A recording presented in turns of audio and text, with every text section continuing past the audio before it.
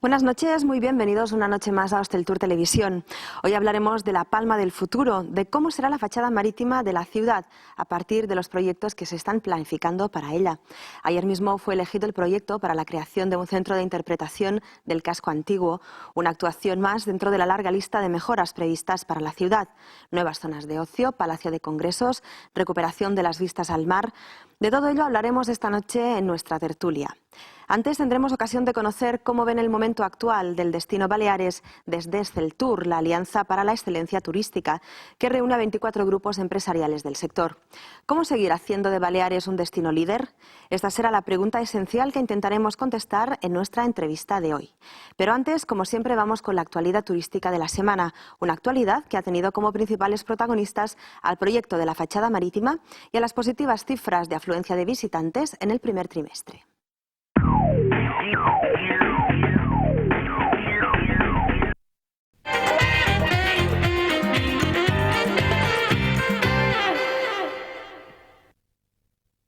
El concurso arquitectónico para la construcción del centro de interpretación del casco antiguo de Palma ya tiene ganador.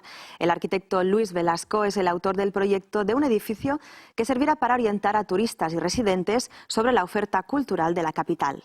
El centro se construirá en un solar de 7.700 metros cuadrados en la confluencia entre el Paseo Marítimo y el final de las avenidas.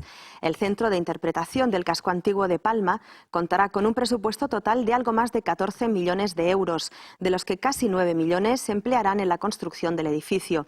Ocupará unos 4.000 metros cuadrados y el proyecto incluye un observatorio urbano. Baleares recibió en el primer trimestre del año casi un 19% más de turistas que en el mismo periodo de 2006. El mayor crecimiento lo experimentaron Menorca, Ibiza y Formentera, superando ampliamente el 40%. Registró entre enero y marzo de 2007 más de 1.200.000 turistas, un 18,8% más que los 3 primeros meses de 2006. Un crecimiento más significativo en Menorca, Ibiza y Formentera, que según explicaba el conseller de Turismo, se debe a que partían de una situación de mayor debilidad. Còmput per trimestre també són Menorca i Eivissa les illes que presenten un major increment.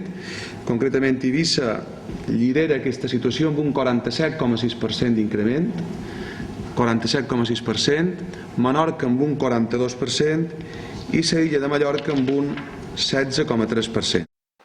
En el conjunto de las islas, cerca de 200.000 turistas más que en el mismo periodo de 2006, con incrementos en todos los principales mercados y especialmente en el nacional, que creció casi un 30%. Flaque destacó el crecimiento del número de turistas en marzo, donde se superó el 19%, a pesar de no contar con el efecto distorsionador de la Semana Santa. Incluso el mercado británico experimentó una clara recuperación con más de un 6% de crecimiento. El dato sobre los ingresos por turismo también es positivo.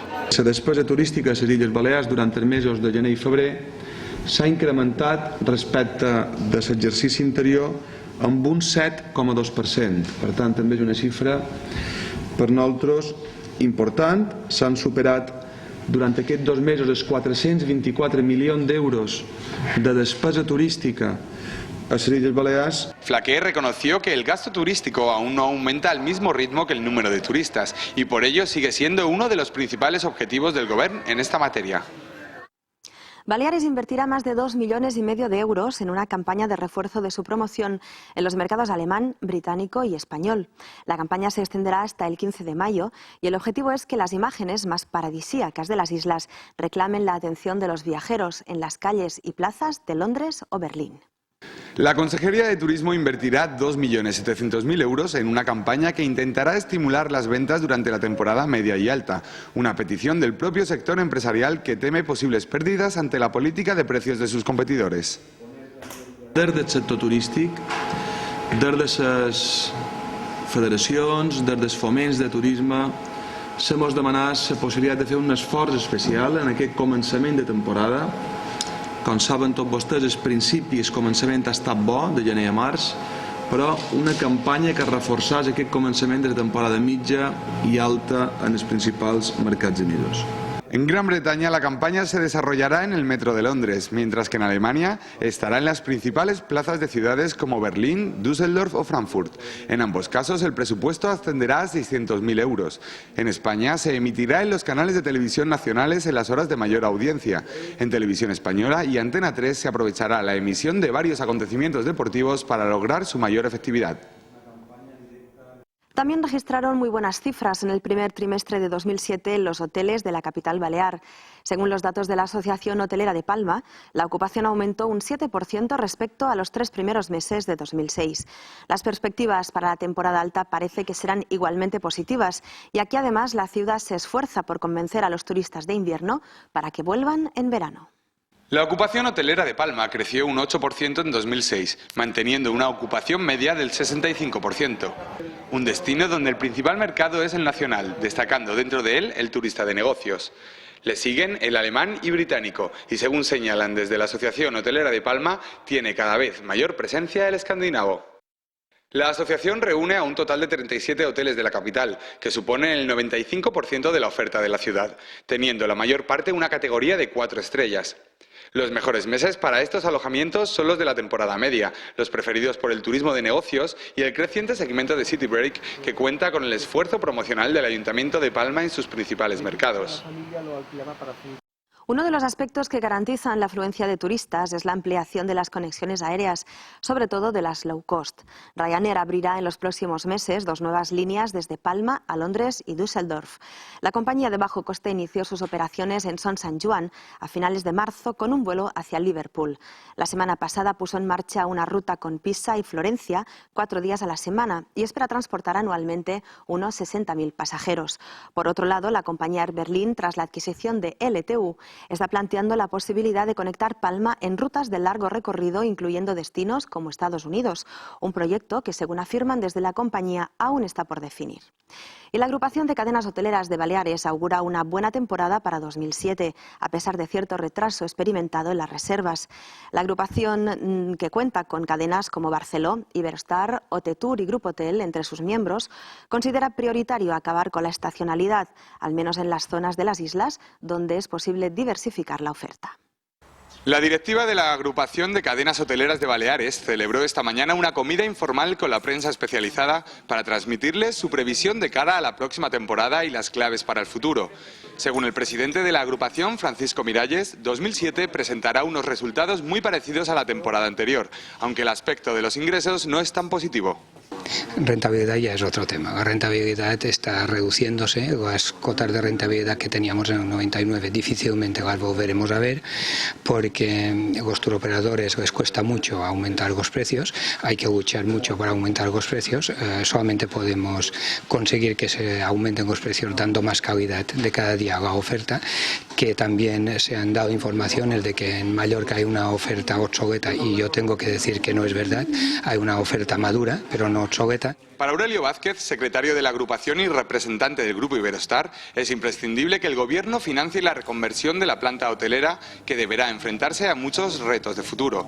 Uno de los mayores retos derivará de las recientes fusiones de grandes turoperadores. Lo que sí que no podremos evitar es que en un futuro sea más difícil la negociación. Pero de todas maneras, esta última fusión entre Thomas Cook y MyTravel yo creo que no es preocupante, al contrario da tranquilidad, porque Thomas Cook es un turoperador que lleva muchísimos años trabajando en Mallorca y siempre se ha distinguido por pagar muy bien, y últimamente MyTravel daba quebraderos de cabeza a algún hotel por si cobraban o no cobraban. Javier Berastain, director general de Europa Vacacional de Barceló, señaló que es demasiado pronto para saber cómo irá la temporada exactamente, porque se vende mucho a última hora.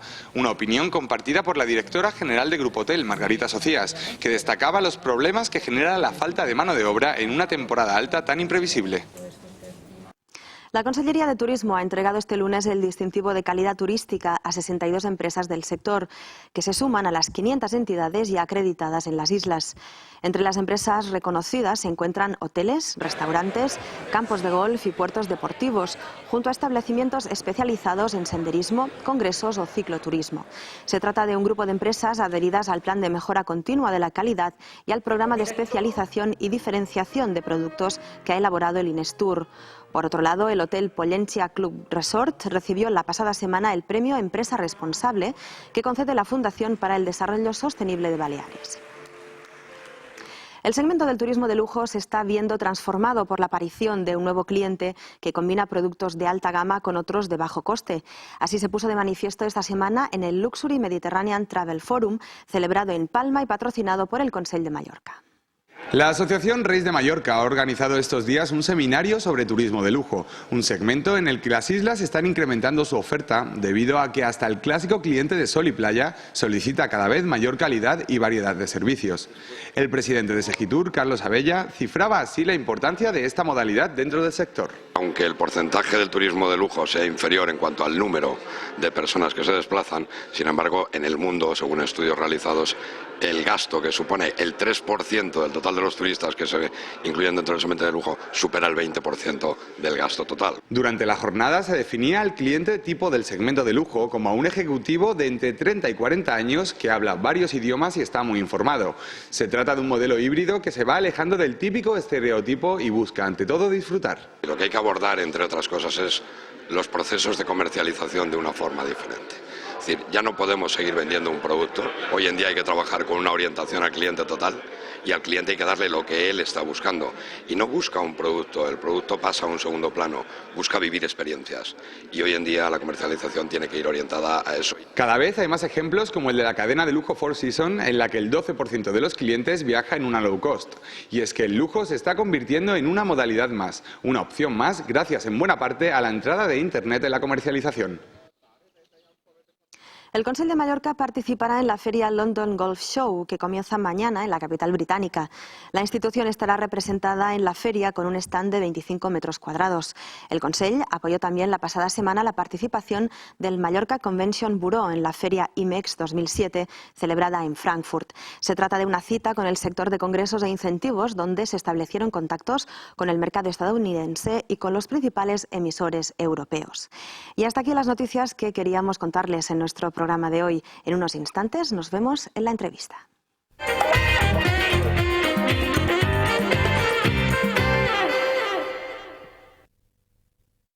Nadie discute el liderazgo de Baleares como destino turístico en el Mediterráneo.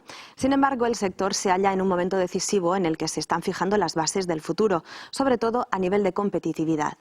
¿Cómo se halla ubicado el destino Baleares para seguir siendo líder? ¿Qué cosas deben fomentarse y cómo la sociedad debe implicarse en el desarrollo de la industria turística? El vicepresidente ejecutivo de Exceltur, José Luis Zoreda, ha analizado con nosotros los retos a los que debe enfrentarse el sector en Baleares para garantizar el éxito. Modernización, innovación, tecnología, conciencia de la sociedad en torno a la importancia del turismo. Todos son factores claves para una comunidad autónoma cuyo Producto Interior Bruto se basa en un 66% en el turismo, sea directa o indirectamente. Exceltur, la Alianza por Excelencia Turística, es una asociación sin ánimo de lucro que representa en la actualidad a 24 grupos empresariales de todos los segmentos, desde aerolíneas a grandes centrales de reservas.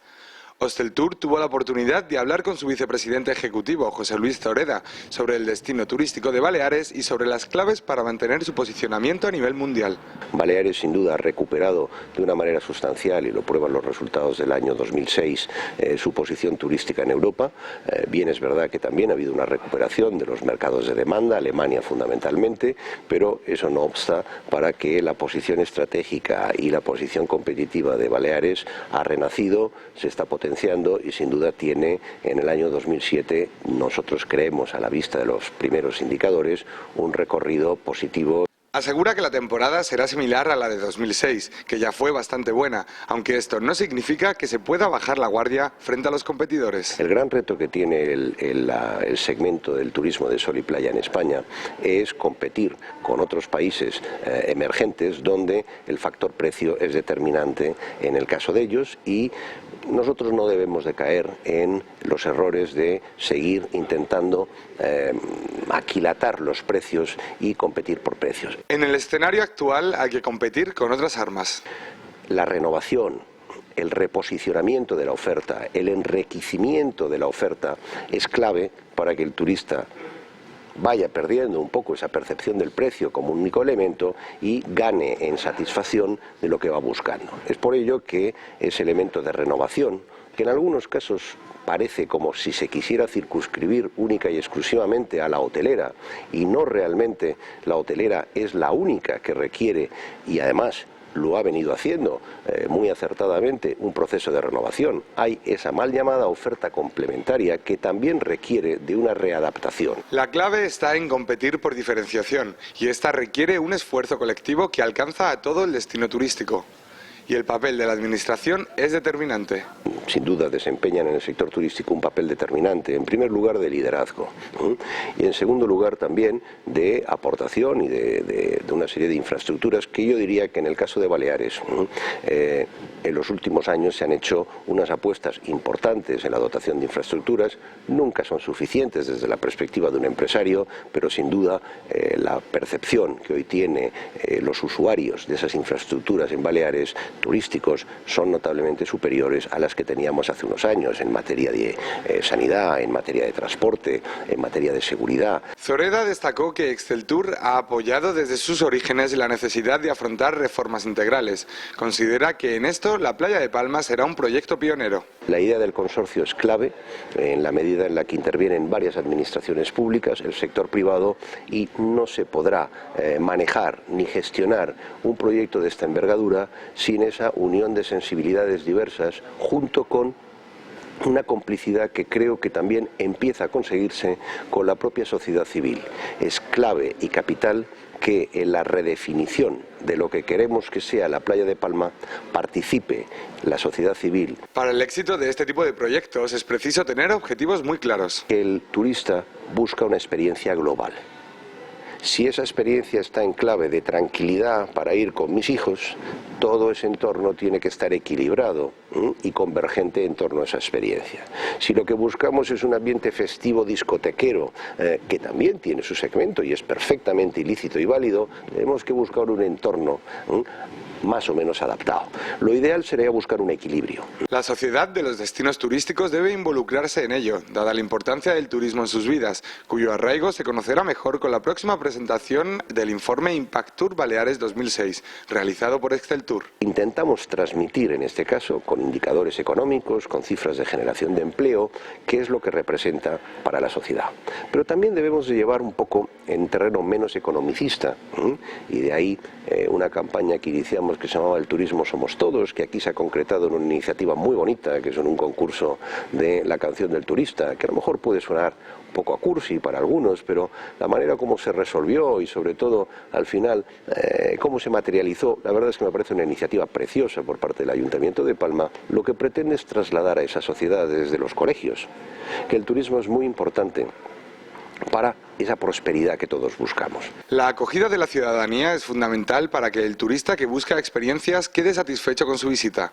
Trasladando esto al interior de la empresa turística, el factor humano en el sector resulta también determinante para ofrecer un elemento de calidad que solo dan las personas. Y es desde esa perspectiva, desde la necesidad de potenciar el valor estratégico de la gestión de recursos humanos, desde la que nosotros hicimos un libro blanco, el primer libro blanco que se ha hecho en España, sobre el cómo captar, formar y retener de la mejor manera a ese valor esencial para el éxito de nuestros negocios turísticos, las personas.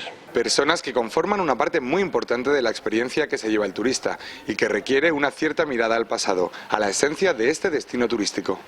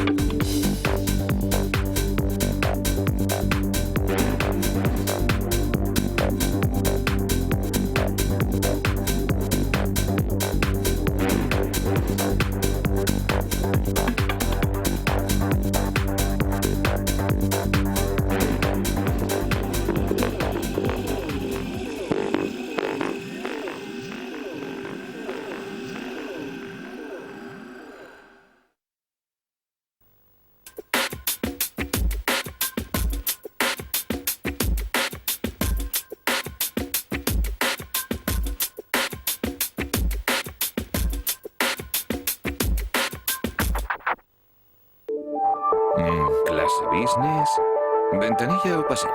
Ahora, imprimir tarjeta de embarque.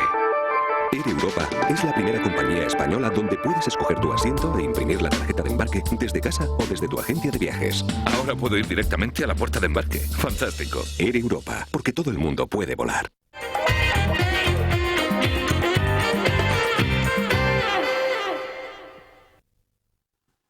El proyecto presentado por el arquitecto Luis Velasco, autor del Casal de Barri de Sant Matet y de Sant Cladera, ha sido el elegido para hacer realidad el centro de interpretación del casco antiguo de Palma de Mallorca. Se trata de una de las actuaciones que debe cambiar radicalmente la fachada marítima de la ciudad. La propuesta de Velasco ha sido elegida entre 46 proyectos presentados al concurso, convocado por el Ayuntamiento de Palma. El centro de interpretación del casco antiguo será uno de los valores de la Palma del futuro, junto con el Palacio de Congresos, las nuevas zonas verdes, de ocio y comerciales, la conexión del litoral con el centro urbano o la recuperación de las vistas al mar para la ciudad.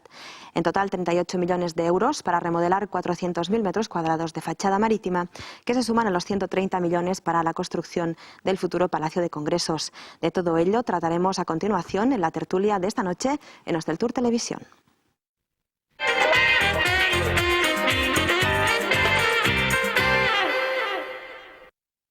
Tenemos con nosotros esta noche al señor Javier Rodrigo de Santos, teniendo de alcalde de urbanismo del Ayuntamiento de Palma. Buenas noches, bienvenido. Buenas noches, señor Esther. Rodrigo, tenemos también con nosotros a Lourdes Bosch, directora técnica de la Gerencia de Urbanismo del Ayuntamiento de Palma también. Buenas noches. Buenas noches. Al señor Pedro Iriondo, que es vicepresidente del Fomento del Turismo de Mallorca. Buenas noches, señor Iriondo. Y también tenemos con nosotros a Federico Climent, presidente de la Delegación de Mallorca del Colegio de Arquitectos. Señor Climent, buenas noches. Buenas noches. Además, usted ha sido miembro de este jurado que decíamos que eligió ayer este proyecto en concreto para el centro de interpretación.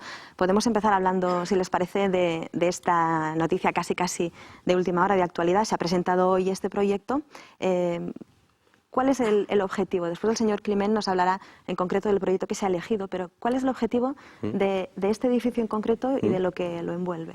Pues yo creo que tiene un doble objetivo. Uno en el sector turístico, que es en el que ahora mismo nos movemos en Palma de una manera competitiva con el resto de destinos turísticos, donde lo que estamos potenciando en los últimos años es la necesidad de que Palma sea destino turístico por sí mismo, sobre todo como destino de ciudad, y a través del programa que viene desarrollando el área de turismo del Ayuntamiento, donde con la marca Palma 365 lo que pretendemos es fomentar un tipo de turismo cultural, yo diría también un tipo de turismo ligado al Palacio de Congresos, turismo de congresos, y especialmente por los valores que tiene el centro también desde un punto de vista económico y comercial.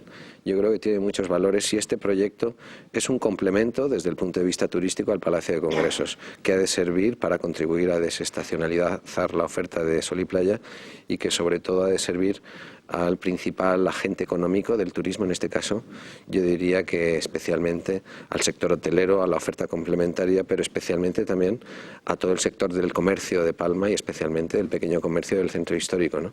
Desde un punto de vista urbanístico o arquitectónico tiene un valor en sí mismo dentro del proyecto de fachada marítima.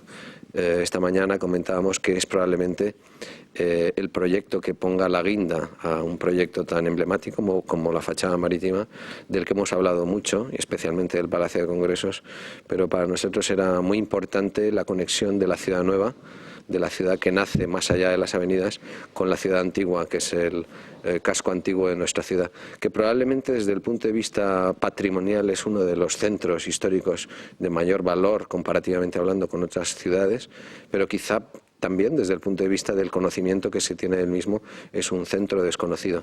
En definitiva, servirá para esos dos proyectos, tanto desde el punto de vista turístico como desde el punto de vista urbanístico, ¿no? Señor Climent, ¿qué es lo que se le ha visto a este proyecto en concreto como para que sea el elegido? Bueno, la verdad es que de los 45 proyectos presentados presentaban una calidad y una diversidad de soluciones muy amplia, que yo creo que ha sido muy útil tanto para el jurado como para el propio ayuntamiento para entender mejor el problema y saber realmente qué es lo que se estaba buscando. El estar barajando distintas opciones, se han encontrado proyectos tan dispares como algunos que proponían construir una montaña que simulaba la silueta del Galatzó, otros que proponían enterrar todos los usos, otros que proponían un edificio en altura. Es decir, habría un abanico inmenso de soluciones. De todas formas, creo que la búsqueda de todos los concursantes ha sido muy reveladora a la hora de reconocer qué es lo que el propio ayuntamiento estaba buscando o demandando a través de la solución del concurso. Y creo que ese es uno de los grandes valores que tiene un concurso, ¿no? El poder elegir entre 45 opciones muy diferentes, además todas ellas de una gran calidad, ¿no? Entonces la elección de un solo proyecto ha sido realmente complicada, han sido 2 días de encierro a puerta cerrada y discusiones acaloradas y debates y valoraciones, reflexiones que han llevado sobre todo a elegir 2 propuestas y una tercera que estaba a una cierta distancia, pero sobre todo había 2 propuestas que contaban con el apoyo unánime del jurado y quizá lo más difícil fue escoger la propuesta definitiva, ¿no?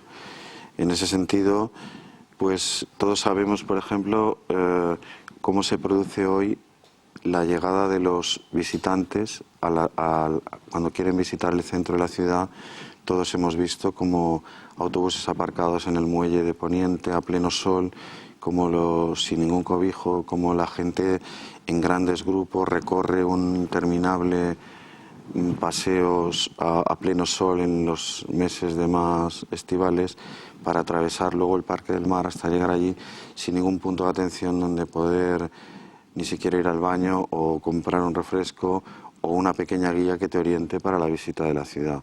Entonces yo creo que el Ayuntamiento ha tenido un gran acierto a la hora de plantear la construcción de un centro de acogida, de bienvenida, donde el visitante de la ciudad, tanto si es el visitante que viene con su propio coche particular, como el que viene en grupos organizados, como el que esté asistiendo a un congreso en el cercano Palacio de Congresos, o el propio ciudadano del barrio o de la ciudad que quiere informarse mejor sobre los valores de la ciudad antigua, encuentre un sitio donde ser acogido, donde satisfacer las necesidades más elementales y se le pueda orientar para visitar la ciudad en condiciones adecuadas. Explico todo esto porque creo que el proyecto que se ha elegido de alguna manera reúne esas condiciones y no solo dirigidas a uno de estos sectores únicamente, sino que la propuesta es una propuesta muy abierta que permite que se beneficie de este edificio, pues como decía hoy el ganador, tanto los vecinos del barrio como los ciudadanos de Palma, como los visitantes en grupo, porque lo que propone es un lugar de encuentro.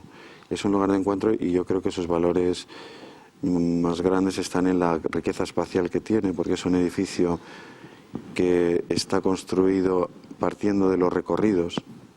Es un edificio casi partiendo del vacío, como decía él, organizado por los recorridos, que envuelve 2 patios, uno más pequeño, que da, digamos, al último grupo de edificios de la fachada marítima, con lo cual ofrece una cara amable al último bloque de edificios, y un gran patio, que es un lugar al que se llega a través de un gran porche, que ofrece ya de entrada una primera sombra en la que cobijarse, y un espacio con una atmósfera, digamos, más refrescante, húmeda, tranquila, un poco apartado de todo el estruendo del paseo marítimo, donde ser acogido y atendido en el centro de recepción de visitantes. Pero a su vez la relación con la ciudad es bastante amable, en el sentido de que el edificio se levanta sobre el suelo y permite que el ciudadano que venga paseando, que quiera llegar hasta el paseo marítimo, pueda recorrer el edificio por debajo sin tener que ir por una acera estrecha sin árboles, sino que puede entrar en el edificio, disfrutar de un momento de descanso en ese patio o aprovechar los servicios que ofrece el centro de interpretación como ciudadano también de Palma. Es un punto de contacto, como decía el señor de Santos, me imagino, señora Bosch, eso entre la parte nueva de la ciudad y lo que será esa parte nueva con el gran proyecto que hay de toda la zona de la fachada, con el casco antiguo, y es una manera de integrarlo también, porque, claro, es uno de los grandes valores, ¿no? ¿Cómo se va a hacer para que la gente entienda la importancia de ese gran proyecto y de integrar también la Palma a veces desconocida, ¿no? Esa Palma antigua, ese centro maravilloso tan desconocido muchas veces. Bueno, de hecho, el propio edificio, que como decía Federico, va creando un recorrido en espiral ascendente, llega un momento que provoca un gran mirador que tiene 3 vistas. Uno sería el enfoque hacia la ciudad antigua, con el privilegio del baluarte despejado, la catedral y las iglesias que van asomando, lo que es el mar en toda su espectacularidad, y luego pues todos los edificios que se espera que sean de gran calidad a su izquierda, como es el Palacio de Congresos y los demás edificios que, bueno, hoy por ejemplo han pasado 2 por la Comisión de Calidad esta mañana, que se espera que en breve se les dé licencia y se construyan. Y todo eso es gran calidad para el turista que viene a ver turismo en arquitectura antigua, pero también hay mucho turismo que busca la calidad moderna, como ciudades, lo que les ha pasado a ciudades como Bilbao o Valencia, que gran parte del turismo va a disfrutar de la ciudad antigua, pero mucha también de la nueva. Señor Iriondo, me imagino que un revulsivo, ¿no?, para Palma como destino turístico. A veces se comenta que si le faltan unas cuantas patas a ese 100 pies que tendría que ser esta ciudad turísticamente hablando. Correcto. Yo soy un defensor de toda la vida llevo turística de 40 y pico de años. Es el Palacio de Congresos. Hemos estado pues luchando para que se llegase a construir durante 35 años. Entonces, primero el Palacio de Congresos es una realidad, que espero que sea una realidad fantástica. Eso dará sin duda a Palma una vida temporada baja impresionante, a la ciudad, a todo el mundo. Como ahora mismo estaba en Valencia esta semana, me quedé impresionado. El Palacio de Congresos no, que han hecho está lleno cada día. Cada día. Nadie se lo explicaba, pero está lleno. Creo que también ocurrirá. En cuanto al centro de interpretación, no conozco el proyecto, me gustaría conocerlo. Me imagino que estará muy bien, si han trabajado personas del calibre del señor Climent. Ha mencionado una cosa que me ha chocado. He hablado del aparcamiento. El aparcamiento de autocares. Yo creo que el 80% de la gente que va al centro de Palma y que tiene que pasar por todo ese follón de tráfico del paseo marítimo y tal, verdaderamente es muy complicado. Prácticamente todos los cruceros hacen la visita a ciudad y tienen autocares. Y tenemos que dejar la gente en medio de aquel lugar que no hay un sitio donde cobijarse. Y cuando llueve en invierno, cuando hace mucha gente en invierno, te encuentras ahí que la gente empieza a llover y no se puede esconder en ningún sitio, tengo que llevar paraguas para la gente. Pues váyanse a aquel edificio, escóndanse ahí cuando venga el autocar que vengan. No sé cuál será la situación en este caso y dónde estarán aparcados los autocares, pero desde luego es muy importante esto. La gente que viene a Palma viene a ver 2 cosas, o varias cosas, pero entre ellas los edificios emblemáticos, la catedral, el Palacio de la Almudaina, las calles antiguas, y después por otro lado también le gusta ver las zonas más modernas de Palma, la combinación que hay, y la gente queda maravillada. Ahora, ya digo, me gustaría saber después los coches, que también viene mucha gente, cada día hay más gente con alquiler de coche, que el aparcamiento bajo la catedral siempre está lleno. No sé si tendrán aparcamiento cerca para acceder después al centro de interpretación, pero yo creo que se puede entrar tanto a la ciudad por debajo de la catedral como por esta zona, porque al fin y al cabo debe haber, yo que sé, 1000 metros o 1200 metros hasta la catedral por ahí, y creo que será un buen asunto si está concebido y previsto la circulación de la gente, sobre todo la circulación, que ahí es donde tenemos el gran problema. Quería comentar que en el pliego de bases, o sea, las bases del concurso, ya estaba contemplado un parking para la gente que viene no solo en autocars, los que se puedan acceder en coche. Es cierto que el proyecto ganador no lo contempla gráficamente, no ha presentado una planta de aparcamientos, pero sí que lo recoge en su programa escrito y además, como esto es un anteproyecto, luego hay que acabar de focalizar y dirigir hacia donde se quiere llegar. ¿Y autocares? ¿Hay sitio para autocares precisamente? Tiene que haber una zona de carga y descarga de pasajeros. Pero con un toldo que los proteja del sol y de la lluvia. Bueno, pues que como ha dicho Federico, la lástima es no tener aquí ninguna planta, pero realmente es una planta que libera prácticamente un 80% bajo un gran porche, entonces es muy fácil que se acerque un autocar, descargue y se vaya, porque también es verdad que para la fachada tener una serie de autocares uno detrás de otro aparcados pues hace daño. Todo lo que estaríamos consiguiendo arquitectónicamente lo estropearíamos con un parking visual de autocares. Una de las cuestiones que ha surgido en los debates del jurado, si sería más oportuno que, porque son muchos autocares, a veces se llegan a juntar 20 autocares en batería o más, es decir, que el habilitar un espacio en superficie para 20 autocares de ese tamaño en la fachada marítima tan cerca del centro realmente resulta muy complicados y además tienen que tener un hangar que los cubra y los proteja. Entonces está un poco en estudio, yo creo, y será uno de los objetos del proyecto, el resolver si procede más dejar una playa de un muelle de atraque, digamos, para que los autobuses puedan descargar los pasajeros y después esperar en un punto determinado que se habilite a tal efecto en condiciones y recogerlos 1 o 2 horas más tarde o el tiempo que se fije a la hora adecuada, o si es preciso habilitar un espacio específico para ellos en el propio edificio, que no resulta sencillo, ¿no?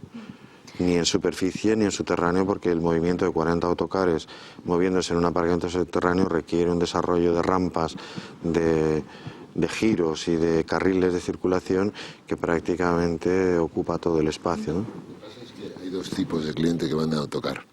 Los clientes que van de visita a ciudad con guías, que esos bajan y los recogen al cabo de 2 horas o 1 hora y media o 2 horas y media. Esos no, a veces bloquean en la zona esta. Y después están los de los cruceros, que normalmente se ofrece un servicio shuttle desde el puerto hasta ahí. Estos los dejan, se van y los vuelven a recoger. Y muchas veces cuando vuelves a recogerlos está todo ocupado por autocares que están esperando que bajen los otros. Es un tema que me imagino que se mirará en el futuro y hay que regularlo. De crear unos recorridos, claro, de pensar quizás una zona un poco más alejada, una gran zona donde puedan aparcar, esperar los autobuses sin tener que estar almacenados en primera línea de en el mar. aeropuerto, los autocares se van, esperan y después vienen. También el hecho de haber estado 2 días deliberando y viendo 45 proyectos y ver tantas propuestas, lo que también ha hecho es que entre todos los miembros del jurado sí que hemos ido viendo qué apuestas serían las mejores para este proyecto. Estamos hablando en concreto del Centro de Interpretación del Casco Antiguo, que es parte de un proyecto, como decíamos, mucho más amplio, de gran envergadura, de larga duración, y que creo yo que no nos podemos imaginar ahora en este momento qué va a significar para la ciudad. Vemos un vídeo cortito de introducción a este gran proyecto y hablamos de unas cuantas cosas importantes. ¿Les parece? Adelante.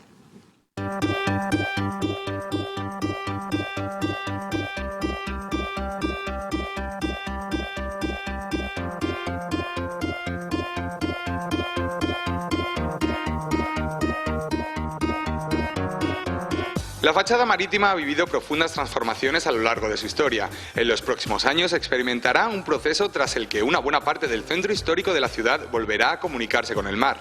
Será la culminación de un proyecto de vanguardia con el Palacio de Congresos como baluarte, llamado a convertirse en el símbolo moderno de la ciudad.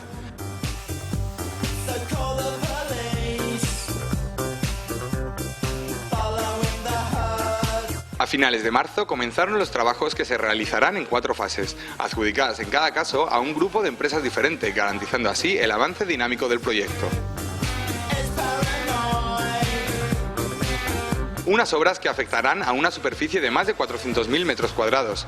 En ella predominarán los espacios abiertos y zonas verdes, pues el 24% corresponderá a espacios libres y públicos con grandes áreas ajardinadas. Los edificios tendrán una altura media, y de ahí que su actuación más controvertida sea el derribo del edificio de Gesa. El presupuesto total supera los 38 millones de euros.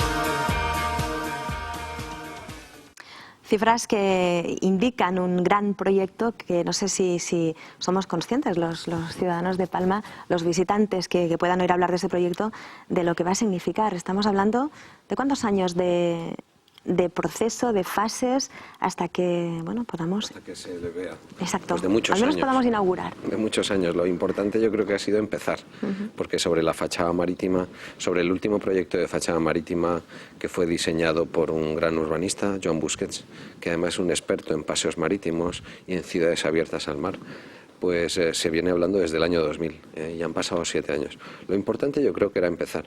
Estamos hablando de la carta de presentación, de la puerta de entrada, del inicio del urbanismo en la ciudad, y yo creo que en ese sentido es bueno que sobre un proyecto muy bueno desde el punto de vista urbanístico, muy positivo desde el punto de vista arquitectónico, y yo creo que también se espera que lo sea desde un punto de vista social, que sea un revulsivo, un dinamizador de barrios en estos momentos con problemas ya no solo de acceso, sino también de transparencia en la dinamización de esos barrios como el Polígono de Levante o La Soledad o los barrios de detrás de la primera línea, como son Ses Vélez o Foners, se espera que sea un proyecto, desde luego, que cambie prácticamente toda la imagen de la entrada de nuestra ciudad. Son 40 hectáreas, que desde el punto de vista territorial es en estos momentos en Palma el proyecto más grande desde el punto de vista urbanístico.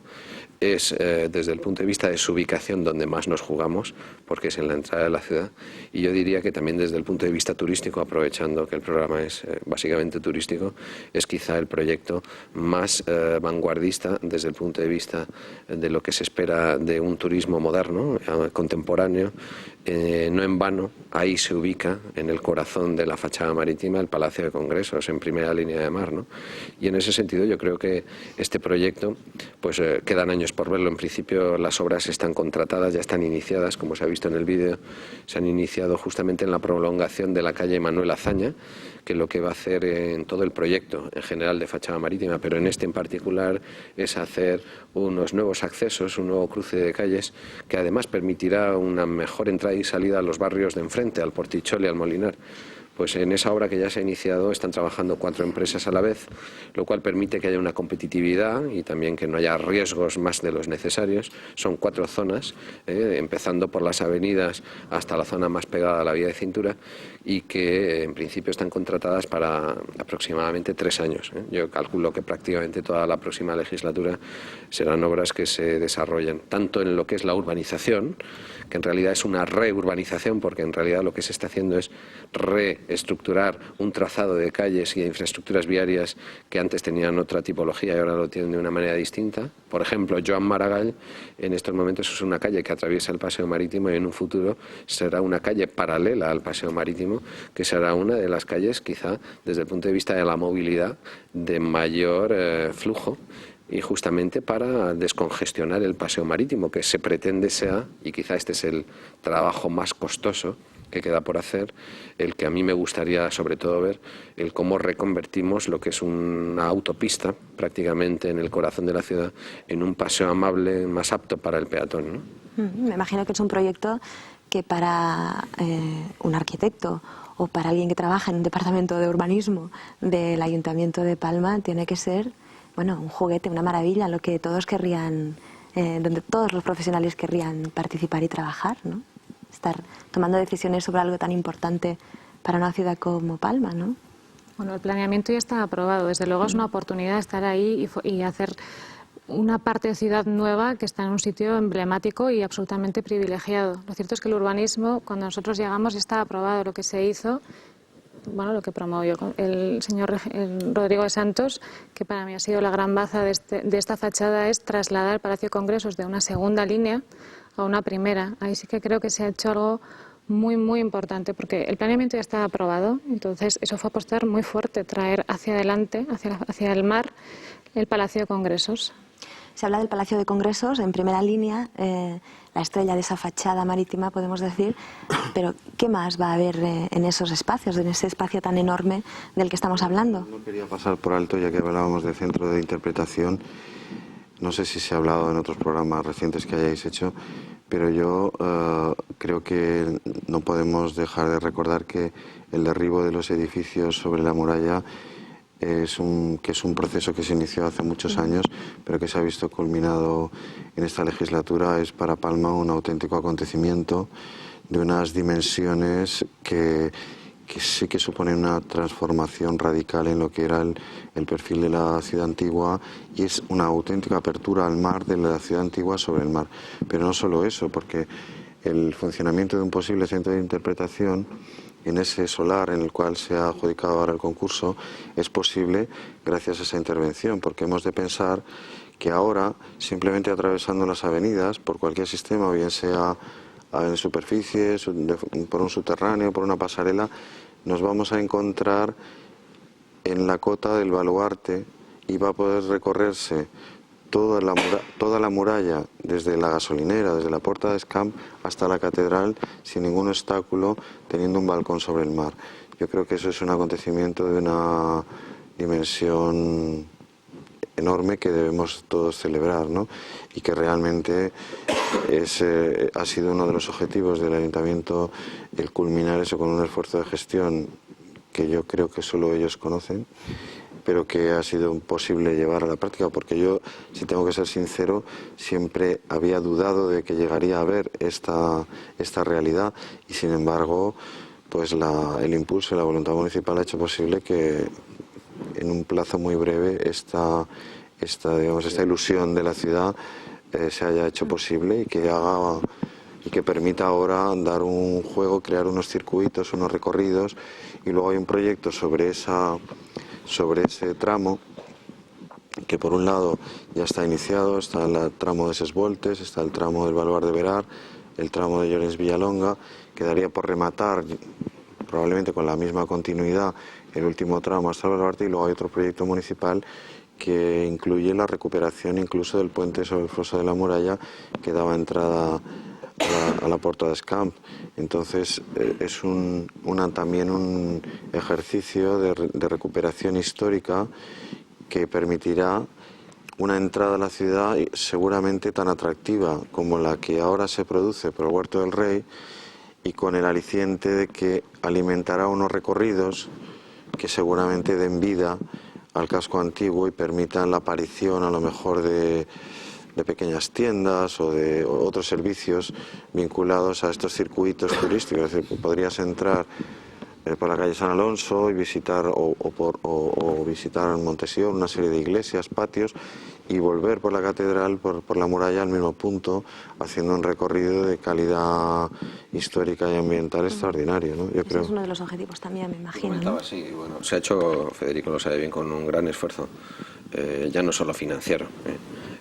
La fachada marítima no tendría sentido entenderla como proyecto urbanístico que formalmente empieza en la Cuesta del Gas, en las avenidas, y ocupa todo el ámbito que va hasta el Diario de Mallorca y llega hasta la vía de cintura, ¿no? La fachada marítima en realidad es toda la fachada marítima de la ciudad, y no tendría ningún sentido trabajar en esa fachada marítima descuidando la fachada marítima antigua, que no necesitaba grandes cambios, pero sí necesitaba despejarle de un elemento que distorsionaba todo el proyecto antiguo de recuperación de la muralla, del cual se había venido trabajando mucho y bien por parte del Ayuntamiento y en colaboración con otras administraciones y también con el Colegio de Arquitectos, en la recuperación, si nos vamos al otro lado del otro baluarte, donde se ubica ahora mismo el museo, pasando por toda la recuperación de la muralla que pasa por delante de la catedral. Faltaba justamente este ámbito donde había ubicadas dos edificaciones de viviendas antiguas militares, y donde no ha sido fácil, porque rehabilitar todo ese espacio tiene detrás una solución, sobre todo social, yo diría más que social, personal y familiar, de cada una de las familias que allí vivían, a los cuales el Ayuntamiento ha tenido que atender y personalizar su trato para reubicarles en otro ámbito que se ha venido haciendo a lo largo de los años, y no justamente solo de estos últimos años, ¿no?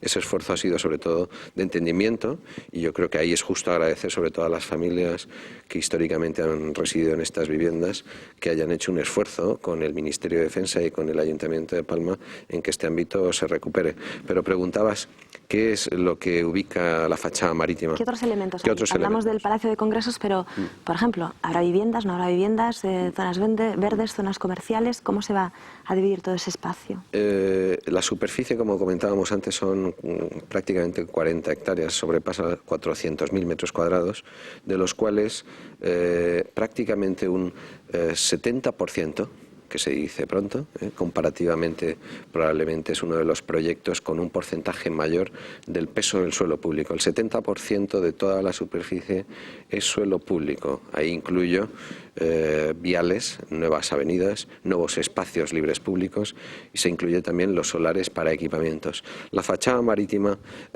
tal como la diseñó Busquets, y con los últimos cambios que hemos realizado, donde lo que hacemos es traer los equipamientos y especialmente el Palacio de Congresos y el Centro de Interpretación a primera línea, lo que hemos hecho, si te fijas, es traer hacia el centro lo que es un potencial turístico importante y sobre todo desde el punto de vista cívico y urbano, pues atraerlo al centro de la ciudad, tanto el Palacio de Congresos como quizá en el mejor solar, yo comentaba esta mañana, que es el de la esquina, es donde se ubica el centro de interpretación, es no la única, pero sí una de las puertas de entrada que hoy Palma no tiene y que a partir de ahí se van a generar pues 24%, de ese 70%, un 24% son zonas verdes, que este es uno de los temas quizá más discutidos de esta fachada marítima, porque probablemente lo que se ha discutido quizá con criterio, yo no lo discuto, es que no se ubiquen las zonas verdes o los espacios libres públicos en primera línea de mar, ¿no?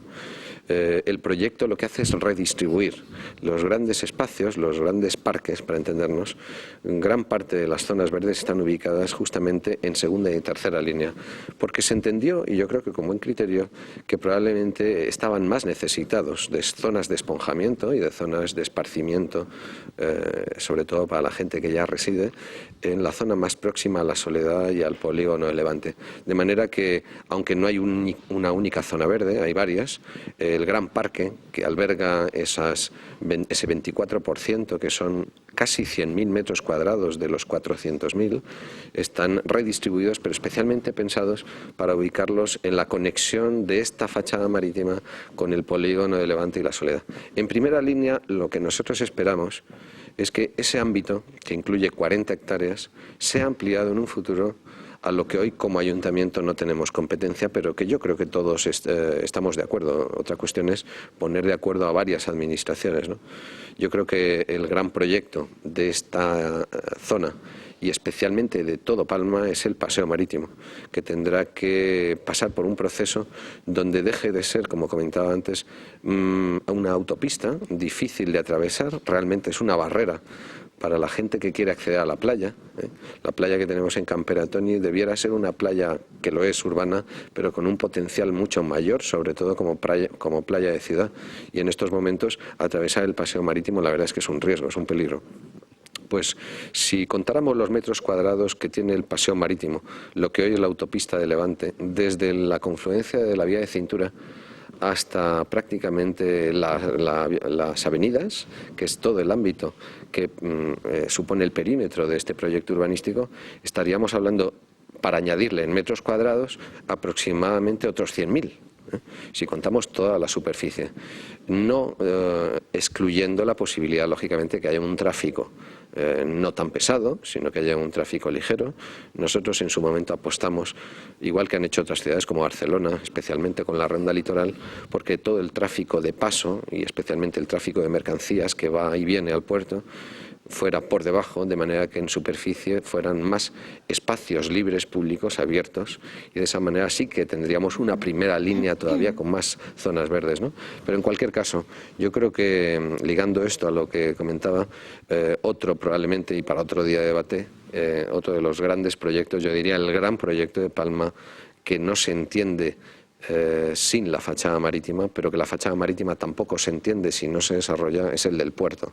El puerto de Palma es probablemente uno de los proyectos urbanísticos que más requieren de una solución, además urgente, ya no solo como puerto de tráfico de pasajeros y de mercancías, sino porque desde el punto de vista urbano hoy en día no tiene ningún sentido que tengamos delante de la catedral prácticamente un polígono de 300.000 metros cuadrados. Lo que hoy es el Mollvell debiera en un futuro buscársele una solución en la que estamos la autoridad portuaria, la Cámara de Comercio, en fin, el Colegio de Arquitectos. Yo creo que en eso ya prácticamente todos coincidimos con que es bueno que esa zona se gane a la ciudad y que todo lo que es el tráfico de mercancías y especialmente el de mercancías se aleje lo máximo posible del centro para que esa zona sea una zona de puerto-ciudad como han hecho otras ciudades, y el caso de Barcelona pues es el más reciente, ¿no?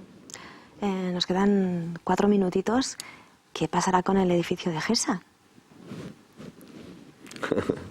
Pues, ¿es un misterio o no? ¿O es un misterio falso lo que va a pasar con el edificio de Gesa? Es una incógnita. Es una incógnita. Tiene solución, me imagino. Todo tiene solución en esta vida. Todo tiene solución. El problema es ponernos de acuerdo en cuál le vamos a dar. Sí. Mire, yo pienso, yo me voy a mojar un poco porque es difícil vislumbrar el futuro. Yo esperaría que se mojen todos un poco. Vislumbrar el futuro es difícil. Hoy por hoy el edificio de Gesa está protegido. Y aunque ha sido uno de los puntos de mayor debate a lo largo de estos años, yo diría, para desdramatizarlo, que como proyecto general de la fachada marítima no ha sido lo más relevante. Lo tengo que decir porque decir lo contrario sería falso. A nosotros nos ha llevado más tiempo y más ilusión todo el proyecto. Sí que es verdad que este tema a nosotros nos ha supuesto un quebradero de cabeza innecesario, a mi juicio, por los enfrentamientos innecesarios y los retrasos innecesarios con otra institución como es el Consell Insular, ¿no? Pero en todo caso, si el debate hubiera quedado en el debate técnico, hubiera sido mucho mejor, y yo espero que se recupere algún día ese debate técnico para que se le encuentre una solución, porque hoy el edificio está protegido, pero nadie sabe ni para qué, ni cuánto va a costar, ni el servicio al que se le va a dar. Y esas incertidumbres en un proyecto que genera seguridad no es bueno ni para la ciudad, ni para el sector turístico, ni siquiera, yo creo, para la arquitectura en general, ¿no? ¿Es necesario el debate técnico, señor Climent? Supongo que habrá habido a lo mejor debate técnico, pero no ha trascendido tanto como sí el debate político en torno a la cuestión. Bueno, es que el tema de GESA es un tema complejo. Es decir, cualquiera de las opciones que se han barajado son discutibles. Incluso dentro de nuestro colectivo de arquitectos hay opiniones muy encontradas.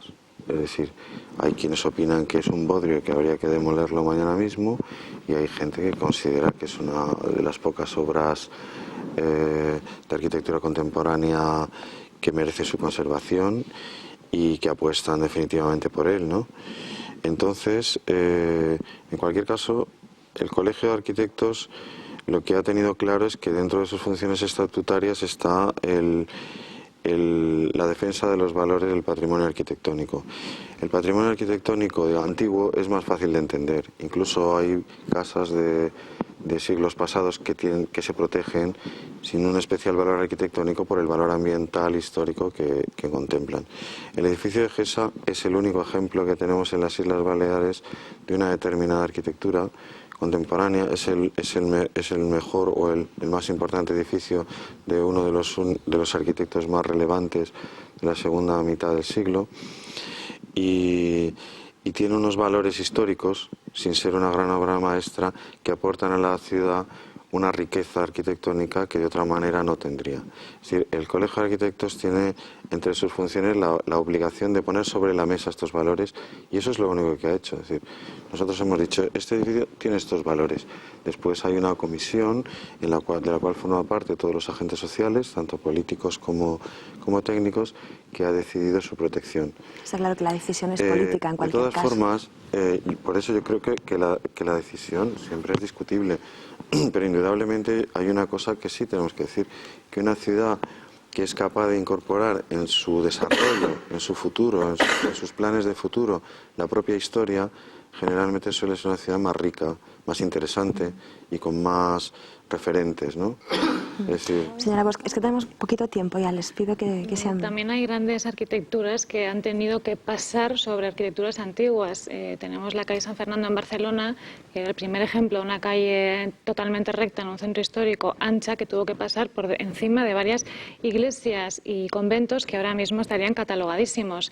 En la propia calle San Jaime, Jaime III en Palma también se hizo así. Entonces, arquitectónicamente puede tener valores GESA, pero si pones en una balanza lo que vale GESA y en otra balanza lo que vale el planeamiento urbanístico, la fachada marítima, ahí es donde quizás el peso que tiene GESA no sea tan importante. Pero es que incluso en ese aspecto yo creo que también es discutible, es decir, porque estamos hablando de la ordenación urbanística de la fachada marítima. Es un proyecto realizado por un urbanista de reconocido prestigio, en el cual hay una ordenación volumétrica bastante determinada, con edificios... El problema, Federico, es que yo creo que la discusión vuestra está muy bien y ojalá hubiera sido esta, pero la discusión no ha sido esta a lo largo de estos años. La discusión fue que el Colegio de Arquitectos solicitó esta protección en noviembre del 2004, no se hizo nada año y medio, y cuando teníamos todo a punto para empezar, Palacio de Congresos y fachada marítima, es cuando se toma la decisión, basada, se supone, en criterios técnicos, de politizar este proyecto. Y ahí lo importante es, habrá que ver lo que se ha hecho y quiénes hemos trabajado en positivo y qué han hecho otros y qué han aportado a la ciudad con esa protección. Yo creo que con eso basta. Yo, si me permiten, me dicen que no tenemos más tiempo, pero sí que quiero dar al señor Iriondo, como representante del sector turístico, Muy brevemente, ¿qué le pediría como vicepresidente del Fomento a las instituciones, en este caso, que tienen que seguir apostando por un proyecto tan importante como este? Que continúen y que no demoren mucho, porque creo que tenemos que ponernos a la altura de otras ciudades, como se ha mencionado aquí, Barcelona, Valencia, y etcétera, etcétera. Creo que lo que se está haciendo está muy bien y por fin ha llegado y tenemos que luchar pues para mantenerlo. Creo que la demolición de estos edificios encima de la muralla ha sido impresionante. Esto será un impacto, cambiará totalmente el aspecto. En cuanto al edificio de GESA, yo también tengo gente encontrada en los dos aspectos. Lo que sí es verdad que yo cuando traigo gente que son organizadores de convenciones o congresos y entran a Palma y ven, ¿y este edificio aquí que es tan moderno? No es que lo critiquen, pero choca, ¿eh? Muchas gracias, señor Iriondo, señor Rodrigo dos Santos, señora Bosch, señor Climent, gracias a todos por haber estado con nosotros. No tenemos más tiempo ya, se acaba rápidamente en la tele el tiempo. Gracias, decíamos, y no olviden que la semana que viene volvemos a estar aquí con el primero de nuestros programas electorales. Estarán con nosotros en el plató de Canal 4 al número 2 del Partido Popular al Ayuntamiento de Palma, el responsable de turismo en este mandato, Francisca Bennassar, y también la candidata a la alcaldía por el PSOE, Aina Calvo, con representantes del sector turístico. Será, como decimos, el primero de nuestros programas electorales el miércoles que viene aquí en Canal 4. Gracias por su atención. Nos vemos la semana que viene. Adiós.